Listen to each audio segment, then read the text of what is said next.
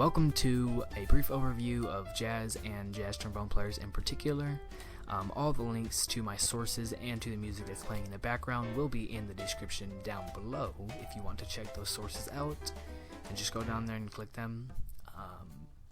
So jazz, if you don't know what it is a genre of music, of course, but it's different than other music as it gives you freedom if you're not the composer, as other genres usually don't give you much freedom unless you're the composer, unless you're doing a cover, which is subjective, as most genres you can't really do that. But the difference is that, of course, you get to have freedom. Either you're the composer, you get to write the music, of course, or you're playing the music and you can improvise all kinds of other things to add your own touch to the music. So jazz originated in New Orleans, of course, as that's very well known, but it started with African American slaves. In New Orleans, they were allowed to have drums, one of the few places, so that's where it kind of originated mostly, but it was kept very contained until two of the dates that are, of course, argued when jazz actually became popular is 1895 and 1917. 1895 being when Buddy Bolden started up his band, in 1917 when Nick Lorca started up his new Dixieland band and started their first album. Those are the two main debated dates when jazz became actually fully fleshed out. I'm not going to pick a side as it's subjective to me. But anyways, the first trombone player we'll be talking about today is J.J. Johnson, full name being James Lewis Johnson. He was born in 1924 on January 22nd, and he died in 2001 on February 4th. When he first got involved in music, he was 9 years old, and he started on the piano. He later went to trombone at 14 years old, and then the rest went on to where he made many successful albums with many other artists, such as Bobby Jaspar, Freddie Hubbard, and Tommy Flanagan. His most popular album and piece was Blue Trombone in 1957, and that is still one of his most popular albums and pieces. If you talk to someone who listens to him, they'll probably mention that one. His music career kind of slowed down in 1988 as his wife got a stroke, and he stayed to take care of her until her death in 1991. After she died, he mostly stopped doing music and wrote more stuff after getting prostate cancer also in the 90s to add on to his wife's death. And in 2001, February 4th, he killed himself by shooting himself in his house. And his funeral was held in Indianapolis, where his fans, many of them, and many of the artists he had played with came to the funeral. He was sorely missed, and he still is, of course. But he was one of the pioneers of the jazz age. Might make a fully fleshed out detailed video with a script and everything on him later on. But the second trombone player we'll be talking about today is Urbie Green, or Urbie Clifford Green.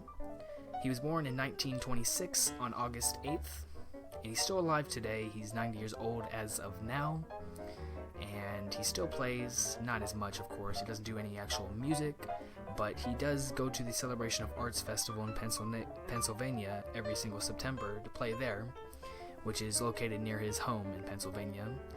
He first started on the trombone at 12 years old because of his older brothers. They played trombone as well, his two older brothers. He actually went to perform with one of his older brothers, Jack, later on.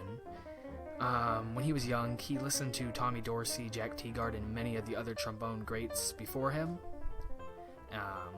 which they were very good trombone players. They weren't as well known as Urbie Green would later become, but they're still very well known. And he went on to, for the 50s, throughout the 90s, to record many albums, play with many artists, and he would, of course, be successful and be well known. He's argued as one of the best trombone players for his beautiful tone and just overall niceness. The reason I picked these three trombone players today is because they're the three most debated trombone players to be the best. I particularly think they're all three different, so I don't have a particular choice, but my top favorite song by Urbie Green is You Are Too Beautiful. It's a very nice piece. I recommend it. I won't have the link, but if you just search it up, it'll probably pop up on YouTube easily. And not very least, but is the last, is Frank Rosolino. He was born in 1926 on August 20th and died in 1978, November 26th. He's also a very well-known trombone player and very well loved. He started on the guitar actually at 9 years old. He was getting lessons from his father. Once he turned 14, he switched to the trombone, and like the two other before him, went on to make many successful albums and play with many other artists such as Frank Sinatra and others through the 60s and 70s mainly. He did do it in the 50s too and other time periods, but he was also a vocalist. He sang a lot too. He was a very talented vocalist as well as a talented trombone player. He of course performed with many, like I said before, and he died in November 26, 1978 after shooting himself in a tragedy after he shot both of his sons, killing one of them and blinding the other one, and shot himself.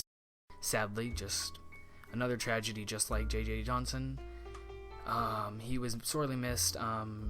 No one knows why he actually did it, because he had seemed very happy and joyful before the shooting by peers. But that was my quick overview of jazz and three jazz trombone players in particular. I may make a more detailed video with a script later on, which will probably be about 30 minutes to an hour instead of this measly about 8 minutes. But I hope you enjoyed this short little video, and if you want me to do another one of these, just tell me, and I will probably do it when I have some free time. But anyways, I hope you did enjoy this, and I will see you guys later.